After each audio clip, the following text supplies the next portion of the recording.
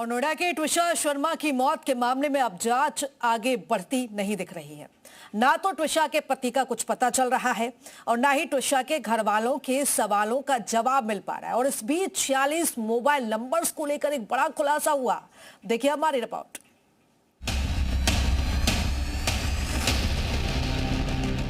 ये blame game खेल रही थी, शुरू से हमारे बच्ची को गलत बोल रही थी, तरह तरह से उसको प्रताड़ित कर रही थी। ये प्रूव होता है इनकी बातचीत से। भोपाल में ट्विशा शर्मा की संदिग्ध मौत के 12 दिन बाद भी बड़ा सवाल यही है कि ट्विशा का पति कहां छिपा है, वो सामने क्यों नहीं आ रहा है, वो पुलिस से बचना क्यों चाह रहा है। ट्विशा के पति समर्थ की तलाश में पुलिस की 6 टीमें लगी हुई है। लुकआउट सर्कुलर जारी किया जा चुका है। उसके पासपोर्ट पर रोक की प्रक्रिया शुरू हो चुकी है और वो खुद अपनी अग्रिम जमानत के लिए हाईकोर्ट पहुंच गया है। हम भी पूरी कोशिश कर रहे हैं, हमने भी अपनी पूरी ताकत लगा रखी है, इनाम भी बढ़ाया है। तो हमारी कोशिश है जल्दी गिरफ्तारी हो जाए। हमने लुकआउट सर्कुलर जारी करवा दिया है जो मुख्य आरोपी हैं, और बाकी पासपोर्ट वगैरह इसकी भी कार्रवाई अंडर प्रोसेस है। ट्विशा के परिवार ने उसके ससुराल वालों पर आरोप लगाया है कि उन्होंने अपने प्रभाव का गलत इस्तेमाल किया। इसी सिलसिले में 46 मोबाइल नंबर्स की जांच की मांग की गई। परिवार का दावा है कि ट्विशा की मौत के अगले दिन उसकी सास ने कई कॉल किए, जिसमें से कुछ नंबर जुडिशरी से जुड़े हुए प्रभावशाली लोगों के हैं। दावा है कि 13 मई को ही सीसीटीवी इंस्टॉल करने वाले युवकों को भी गिरिबाला ने नंबर से फोन किए।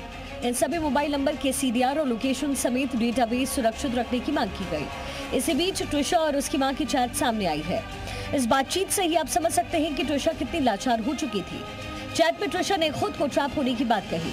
चैट के मुताबिक ट्विशा ने अपनी मां को लिखा है कि समर्थ चाहता है कि ट्विशा के पापा उसके सामने नाक रगड़कर माफी मांगे। ट्विशा ने अपनी मां से भोपाल अकेले ही आने की गुहार लगाई। खुद को ससुराल से निकालने की गुहार लगा रही है। खुद को ट्रैप किए जाने की बात घर वालों को बताई। ट्विशा के परिवार ने एक बार फिर से कहा कि जब तक ट्विशा के शव का दोबारा पोस्टमार्टम नहीं किया जाता, वो ट्विशा का शव नहीं लेंगे।